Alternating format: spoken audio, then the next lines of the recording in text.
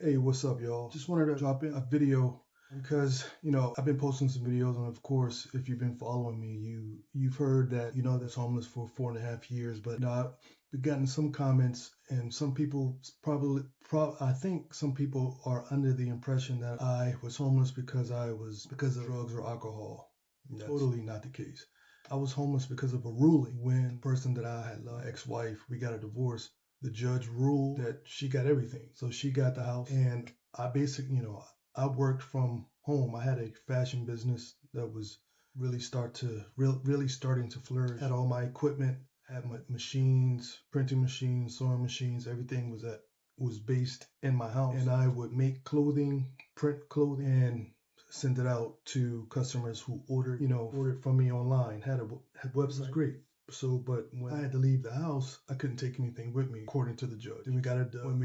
When I got a divorce, the judge awarded her the house. So I basically lost everything, right? My means to make money was tied to the house. My equipment, everything, I had to leave in the house, right? So I lost everything. I had another ruling where I actually have to sell my equipment to pay her as well. So hence me pivoting and trying to start over. So when I say I'm starting over, it's different, right? It's different from when you start over from zero and you're young, okay, because you don't have anything. But it's different when you're starting over twice. I've had to start over twice. Once when I was young, got something.